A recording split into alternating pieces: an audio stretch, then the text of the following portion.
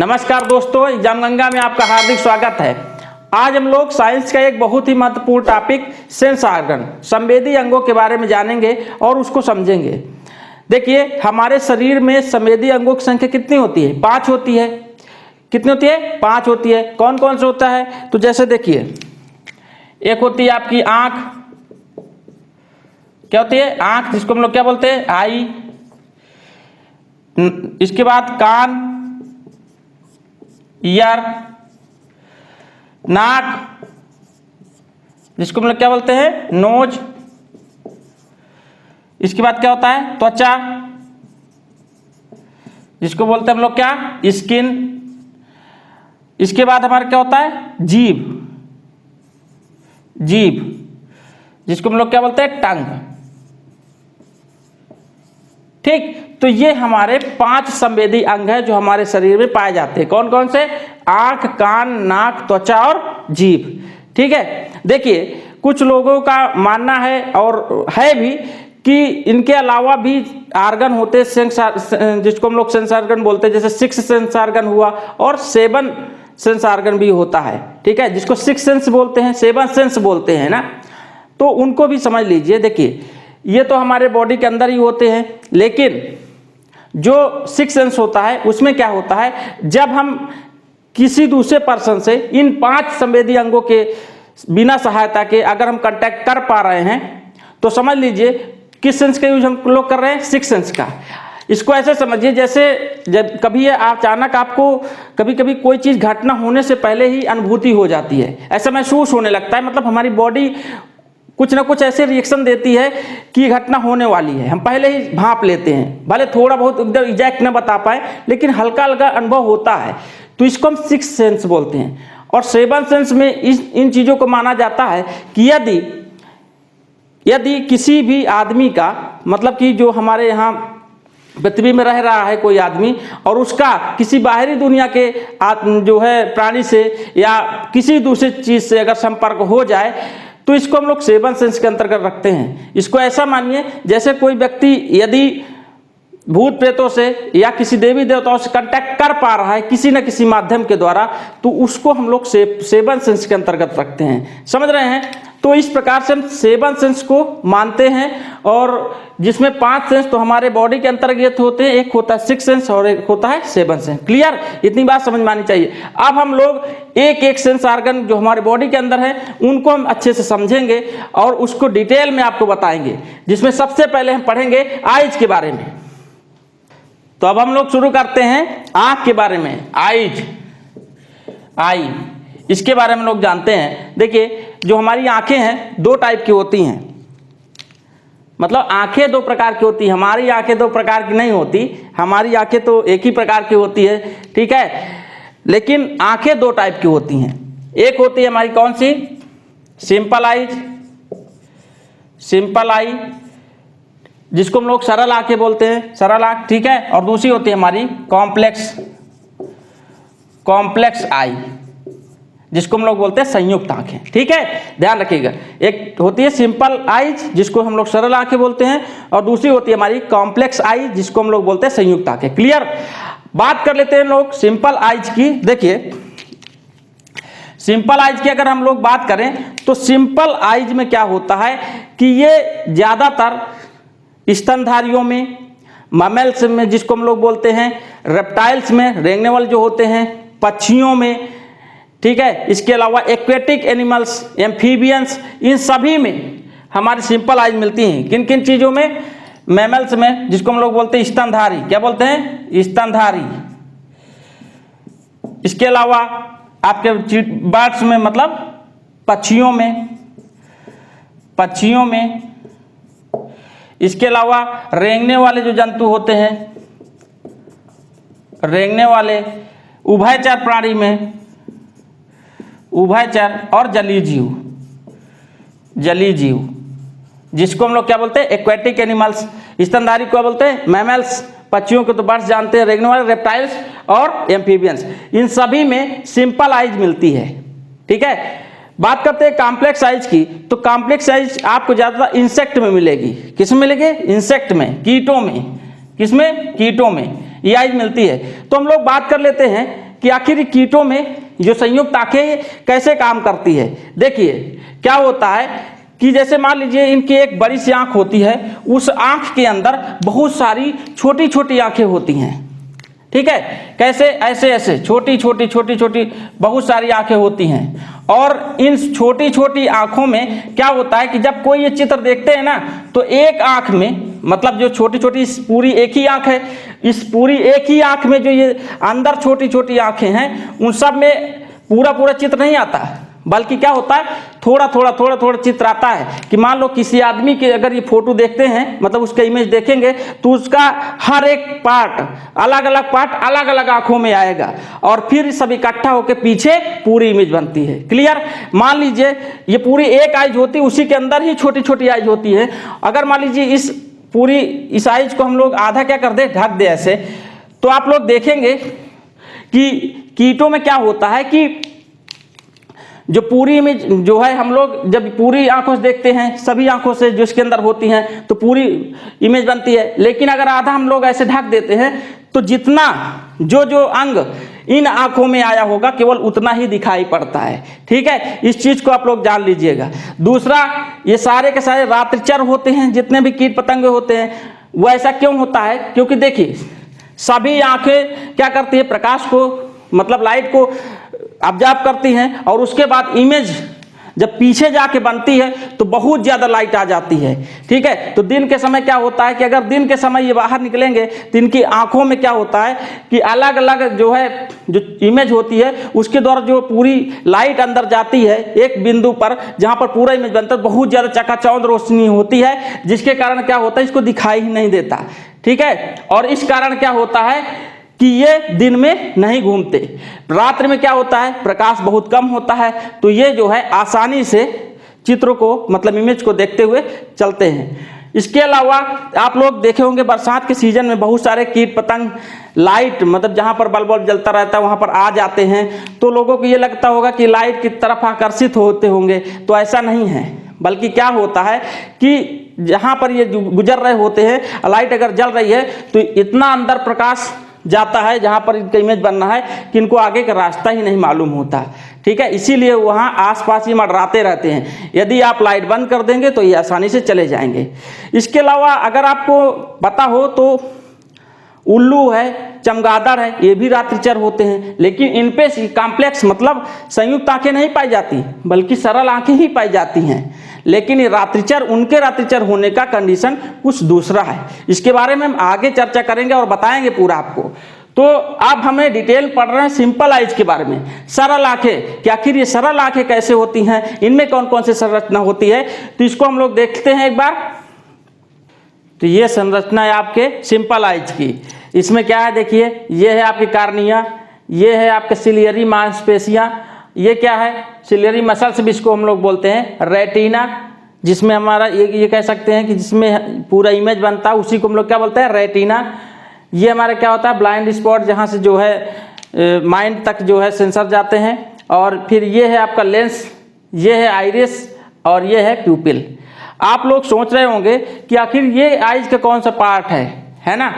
आँख तो हमारी कुछ ऐसे ही बनती है, आप लोग जानते भी हैं कि आंखें हमारी कैसी होती हैं, ऐसे,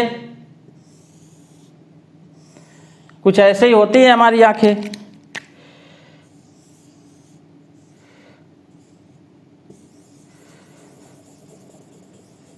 इस प्रकार की आंखें होती है हमारी, है ना। तो फिर ये किस टाइप की आंखें हैं, देखिए है क्या कि जैसे हमारी आँख है ना, तो आँख पूरी अंदर भी है और बाहर भी है। बाहर जो हमें केवल दिखाई देता है वो ये पार्ट है पूरा, ये बाहर है जो हमको दिखाई देता है, ये पूरा पार्ट यही है बाहर जो हमको दिखाई देता है। बाकी हमारे आँख का 80% जो भाग है वो हमारे बॉडी के अंदर है, मतलब अंदर है जो हमको दिखाई नहीं देता है। तो यदि हम पूरी आँख को निकाले और आँख को निकालने के बाद बीच से क्या कर दे, कट कर दे, तो कुछ ऐसी ही संरचना दिखाई देगी। बात समझ रहे हैं। तो इसमें कौन कौन संरचना हमने बताया कि कार्निया, प्यूपिल, आइरिस, लेंस, सिलियरी मांसपेशियां, रेटिना और ब्लाइंड स्पॉट, ये सारी चीजें इसमें पाई जाती हैं। अब इनके बारे में एक एक करके हम पूरी चीज समझते हैं, ठीक है, अच्छे से समझते हैं। सबसे पहले हम लोग समझेंगे कार्निया के बारे में। क्या समझेंगे, कार्निया।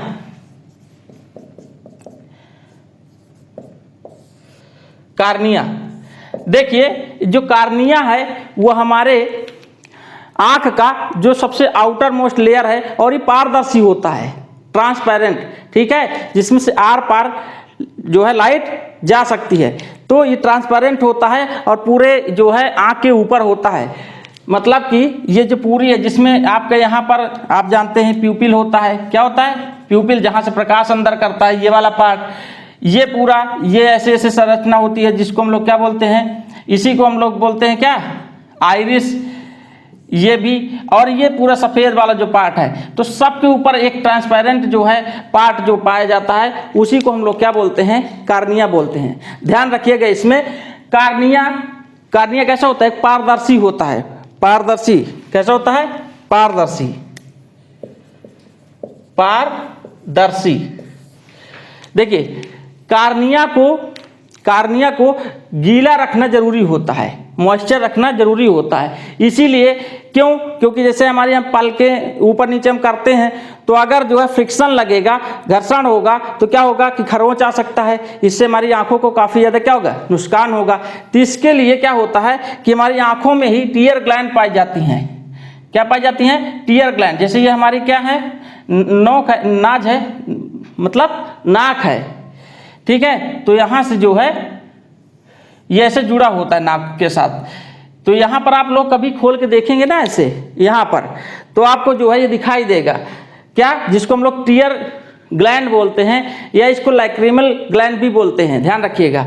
तो यहाँ से आंसू निकलते हैं और वो आंसू क्या होते हैं? पूरे जो है आंख में फैल जाते हैं। जिससे इस आंसू 2-3 काम करते हैं। पहली बात, आंखों की अगर गंदगी है, कोई इम्प्योरिटीज है, तो उसको क्या करते हैं? खत्म करते हैं, मतलब हटा देते हैं। दूसरा काम क्या होता है कि आंसुओं में एक एंजाइम पाया जाता है, लाइसोजाइम नाम का।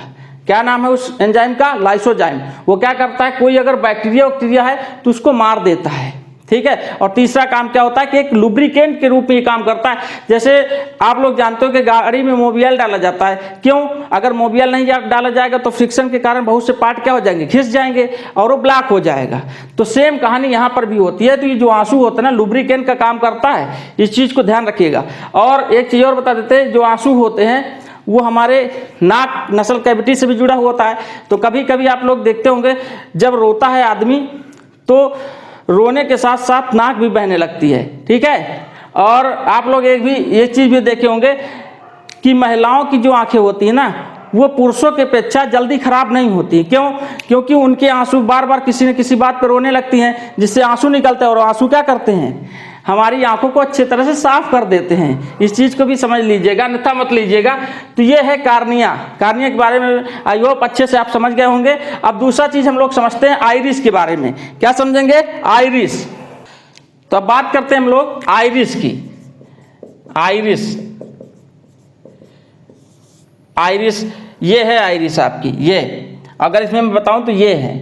देखिए आइरिस, सबसे पहले इसका काम क्या होता है कि आंखों के रंगों के लिए जिम्मेदार होता है। ध्यान रखिएगा, आइरिस जो है आंखों के रंगों के लिए, आंखों के रंगों के लिए जिम्मेदार होता है। ध्यान रखिएगा, कौन? आइरिस, ठीक है। आइरिस का जो कलर होगा वही कलर आपके आंखों का दिखाई देता है। दूसरा, ये पूर्णतः अनुवांशिक लक्षण होता है। पूर्णतः अनुवांशिक लक्षण होता है। मतलब माता और पिता में से जिसका भी जीन में जिसका ज़्यादा डोमिनेंट होगा, कहने का मतलब देखिए माता और पिता दोनों के जीन आते हैं किसी भी जो है बच्चे में, तो जिसका डोमिनेंट जीन आता है और उसकी आंख जैसी होती है बिल्कुल वही आंख जो है बच्चों में भी आ जाते हैं उसके लक्षण, ठीक है। तो ये पूर्णतः अनुवांशिक लक्षण भी है। तीसरा क्या है कि ये प्रकाश के क्या करता है? प्रकाश की मात्रा कितनी अंदर जाएगी या कितनी अंदर नहीं जाएगी, इसको भी निर्धारित करता है। कौन? आइरिस। ध्यान रखिएगा। तो प्रकाश की मात्रा को निर्धारित करता है। क्या करता है? प्रकाश की मात्रा को निर्धारित करता है। प्रकाश की मात्रा को निर्धारित करता है। कौन? आइरिस, ध्यान रखिए। तो आइरिस में हमने क्या बताया कि आंखों के रंगों के लिए जिम्मेदार है, ठीक है। जो आइरिस के कलर होगा वही आंखों का कलर दिखाई देता है। दूसरा पूर्णता या आनुवांशिक लक्षण होते हैं जो माता पिता से मिलते हैं, ठीक है। और तीसरा क्या होता है, प्रकाश की मात्रा को भी क्या करता है, ये निर्धारित करता है। मतलब अगर ज्यादा प्रकाश जाएगा, ज्यादा प्रकाश मान लीजिए चाहिए होता है, तो ये क्या हो जाती है, आइरिस सिकुड़ जाती है। आइरिस क्या हो जाती है, सिकुड़ जाती है। तो प्यूपिल बड़ा हो जाता है जिसमें से प्रकाश अंदर जाता है, समझ रहे हैं। तो ज्यादा प्रकाश चला जाता है। और अगर जो है, अगर कम प्रकाश लेना है तो आइरिस क्या हो जाती है, बड़ी हो जाती है, जिसके कारण कम प्रकाश अंदर जाए। तो प्रकाश की मात्रा को भी निर्धारित करता है कि आंख के अंदर कितना प्रकाश जाना है कि कितना प्रकाश नहीं जाना है, ठीक है। अब हम लोग अगली संरचना प्यूपिल के बारे में जानते हैं। क्या, प्यूपिल। प्यूपिल देखिए, आंख में आप लोग देखे होंगे आइरिस, मतलब जो काला काला जो है पूरा है, काला काला के बीच में भी एक ब्लाइंड एकदम काला काला है स्पेस दिखता होगा, उसमें आप कभी देखे होंगे तो आपका चित्र भी दिखाई देता है। तो वही पार्ट होता है ये पार्ट प्यूपिल्स होता है जिसमें प्रकाश अंदर, मतलब इसी के द्वारा प्रकाश जो है इंटर करता है और लेंस तक पहुंचता है, ध्यान रखिएगा, ठीक है। तो प्रकाश को अंदर कौन भेजता है, प्यूपिल। बस इतना इसमें आप लोग जानिएगा, ठीक है। आगे हम लोग बात कर लेते हैं सीलियरी मांसपेशियों की, ठीक है, सीलियरी मसल्स की। किसकी बात कर रहे हैं हम लोग, सीलियरी मांसपेशियां, मसल्स, मांसपेशियां, सीलियरी मांसपेशियां। तो सीलियरी मसल्स में सबसे पहले हम लोग जानते हैं कि ये आंख के लेंस के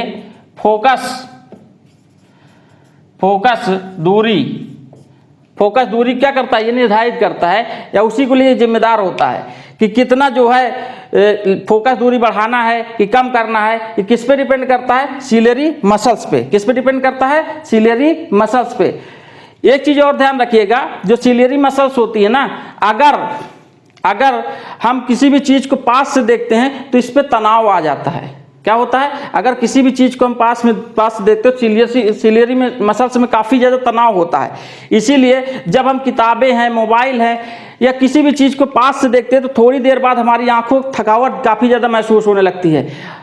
और इसीलिए बच्चों को, छोटे बच्चों को बड़े लोग क्या करते हैं, कहते हैं कि थोड़ा दूर से पढ़ो। क्यों, क्योंकि अगर पास से पढ़ते हैं तो आंखों में इतना ज्यादा तनाव होता है कि आंख दर्द भी करने लगती हैं। ध्यान रखिएगा इस चीज को, समझ रहे हैं। तो आंख के लेंस के फोकस दूरी के लिए जिम्मेदार होता है। दूसरा कि अगर हम चीजों को पास में ले जाकर देखेंगे तो क्या हो जाएगा, आंखों में तनाव आ जाता है, जिसके कारण आंख दर्द करने लगती है। अगर आंखों के दर्द को मिटाना है तो आदमी को सोना नहीं चाहिए, बल्कि क्या करना चाहिए कि खुली जगहों पर चला जाए और आसमान की तरह दूर दूर तक जो है देखे। तो इससे क्या हो जाएगी, हमारी जो ये सीलियरी मसल्स होती काफी ज्यादा रिलैक्स हो जाएंगी, जिसके कारण आंखों की थकावट भी क्या हो जाएगी, दूर हो जाएगी। समझ रहे हैं बात को। इसके अलावा अगर हम लोग बात करें किसकी, लेंस की, ध्यान रखिए, एक बार नोट कर लीजिए आप लोग। अब हम लोग बात करते हैं लेंस की। लेंस देखिए, हमारे आंखों में जो लेंस होता है वो उत्तल लेंस होता है। किस प्रकार का लेंस होता है, उत्तल लेंस होता है। और इसका मेन काम क्या होता है कि ये प्रतिबिंब को रेटिना में बनाता है, ध्यान रखिएगा, ठीक है। अब हम लोग बात करेंगे रेटिना की। तो अब हम लोग बात करते हैं रेटिना की। किसकी बात करते हैं, रेटिना। रेटिना कुछ नहीं, एक सिंपल पर्दे के नुमा होता है और इसमें क्या होता है, इमेज दिखाई देती है, लेकिन कैसी, उल्टी। जैसे मान लीजिए किसी आदमी को हम जब देखते हैं तो कैसे दिखाई देता है, सीधा दिखाई देता है यहाँ पर, लेकिन जब वो रेटिना पर उसका प्रतिबिंब बनता है तो उल्टा बनता है। कैसे बनता है, उल्टा प्रतिबिंब बनता है, ध्यान रखिएगा। बाद में ऑप्टिक जो नर्व्स होती हैं उनके द्वारा जब माइंड में पहुंचता है तो वो सीधा हमें प्रतीत होने लगता है। क्लियर, इतनी बात समझ लीजिएगा। इसके अतिरिक्त रेटिना में 2 टाइप के सेल पाई जाती हैं। कितने टाइप की, 2 टाइप की, ठीक है। ध्यान रखिए कौन कौन से, एक होती है आपकी रॉड सेल और दूसरी होती है कोन सेल। 2 टाइप के सेल होती है, एक होती है रॉड सेल, दूसरी क्या होती है, कोन सेल। जो रॉड सेल होती है उसमें से एक पिगमेंट सेक्रेट होता है। क्या, एक पिगमेंट सेक्रेट होता है जिसको हम लोग क्या बोलते हैं, रोडोप्सिन। क्या बोलते हैं, रोडोप्सिन। रोडोप्सिन पिगमेंट होता है, इसका काम क्या होता है? देखिए, जब कभी आप बहुत उंजेले से अचानक किसी अंधेरे कमरे में पहुंचते हैं तो आपको कुछ दिखाई नहीं देता, लेकिन जब बैठे रहते हैं आप 2, 4, 10 मिनट तो फिर धीरे धीरे हल्के हल्के चीज़ें नज़र आने लगती हैं। वो क्यों ऐसा होता है? क्योंकि ये रोडोप्सिन ही होता है जो सिक्रेट होता है और धीरे धीरे चीज़ें हमको दिखाई देना शुरू हो जाती हैं। लेकिन उतना ज़्यादा सिक्रेट नहीं होती जितना कि उल्लू में सिक्रेट होता है। हमने बताया था कि उल्लू रात्रिचर होता है, लेकिन क्यों होता है? ये इसी रोडोप्सिन के कारण, क्योंकि रोडोप्सिन उल्लू की आंखों में बहुत ज़्यादा मात्रा में सिक्रेट होता है और उल्लू बहुत ही साफ तरीके से अंधेरे में भी देख पाता है। समझ रहे हैं बात को? इसीलिए जो आपका उल्लू होता है वो कैसा होता है? रात्रिचर होता है, ध्यान रखिएगा, ठीक है। और दूसरा होता है आपका कोन सेल। क्या होती है? Cone cell. इसका क्या काम होता है? तो कोन सेल ही होती हैं जिनके कारण हमें जो कलर होते हैं ना, वो अलग अलग कलर हमको दिखाई देने लगते हैं, मतलब कलर समझ में आते हैं। जिन जो है जीवों के पास ये कोन सेल नहीं होती हैं वो कलर नहीं देख पाते। जैसे गाय है, भैंस है, इनमें आप जानेंगे कि इनके जो है आंखों में, रेटिना में कोन सेल नहीं पाई जाती है, इसीलिए इनको केवल ब्लैक एंड व्हाइट दिखाई देता है। इनको रंगीन चीज़ें नहीं दिखाई देती। रंगीन केवल किनको दिखाई देता है? आदमी को दिखाई देता है, चिंपैंजी को दिखाई देता है, कुछ पक्षियों को दिखाई देता है और कुछ कीटों को भी दिखाई देता है। समझ रहे हैं? तो हम लोग बहुत ही भाग्यशाली हैं जो हमको क्या रंगीन चीज़ें दिखाई देती हैं। समझ रहे हैं? तो ये रहा पूरा आंखों के बारे में हमने आपको समझाया, ठीक है। और फिर ये है लास्ट में बात कर लेते हैं ब्लाइंड स्पॉट की। तो यहीं के द्वारा हमने बताया कि सीधे सीधे जो है नर्व सेल्स के द्वारा पहुंच जाती हैं कहाँ पर? माइंड में, और वहाँ से हम फिगर को आइडेंटिफाई करते हैं और सीधा सीधा चित्र देखते हैं। समझ रहे हैं? तो पूरी तरह से हमने आपको आँख के बारे में समझाया। अभी इसके हम जो है बीमारियों के बारे में चर्चा करेंगे, लेकिन नेक्स्ट वीडियो में। तो अगर वीडियो आपको पसंद आया हो तो प्लीज़ लाइक कीजिए, चैनल को सब्सक्राइब कीजिए। मिलते हैं किसी अन्य वीडियो में, तब तक के लिए धन्यवाद।